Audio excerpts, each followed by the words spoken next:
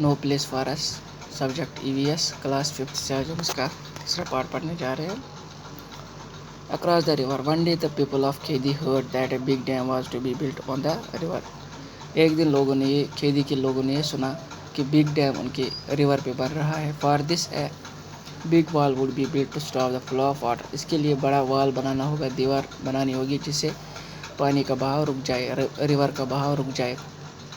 Khedi and many nearby villages in that area would be drowned under water. The people would have to leave their villages and their lands.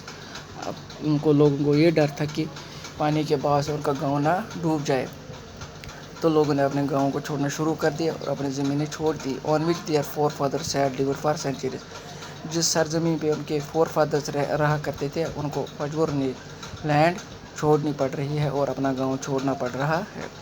After a few days, government officials along with the police started visiting these villages. कुछ दिनों के बाद government official और उनके साथ police थी जो गांव देखने आए। Some children, small children of the village saw the police for first time. गांव के बच्चों ने पहली बार पुलिस को देखा। Some children would run after them. कुछ बच्चे उनके पीछे दौड़ने लगे। And some would get scared and start crying. और कुछ बच्चे उनको देख डर गए। The officials measured the width and length of the river. Officials ने विड्थ और लेंथ रिवर की मेजर की। The fields, forests and houses. They called meetings with the elders of the village. They said village on the bank of the river would have to be removed. जो भी river के नज़दीक village है उनको हटाना होगा। People having land at Khedi will be given land far away. जो भी लोगों के पास ज़मीन है उनको दूर दी जाएगी। On the other side of the river, they will have everything there: a school, electricity, hospitals, buses, trains, etc. They will have all that they could not even dream of here in Khedi. Jayatra's parents and most elders were not happy about leaving their village. जयंत्रा के माँ बाप और बहुत सारे elders खुश नहीं थे अपने गांव को छोड़ने के लिए।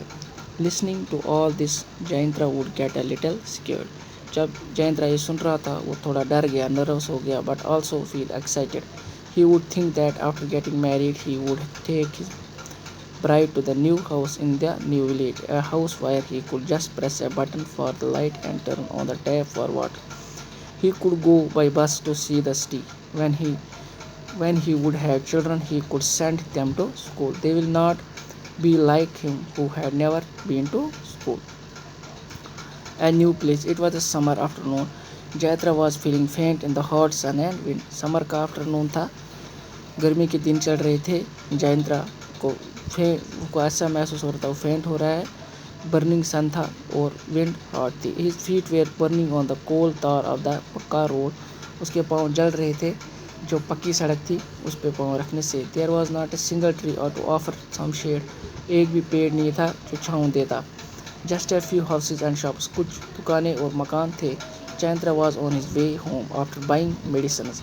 He had an old tire on his back. These days he had to light his stove with just these rubber pieces of old tires. These caught fire fast and also saved some firewood, but the smoke and smell of burning tires were terrible. खतरनाक थे। बेटा मुझे उम्मीद है आपको ये topic समझ आया होगा। इसको अपने घर में 1-2 बार रीड कीजिएगा ताकि आपको पूरा समझ आ जाए और आपको पता आज कौन सी महामारी है जिससे हम जूझ रहे हैं। इससे हमें बचना है। इसके लिए हमें कुछ खाने से पहले अपने हाथों को धोना है, बाहर जाते समय अपने मुंह को मास्क से ढकना है और भीड़ भाड़ इलाके में नहीं जाना है। तभी हम इस महामारी से बच सकते हैं। अल्लाह आपको खुश रखे, सलामत रखे। अल्लाह हाफिज़।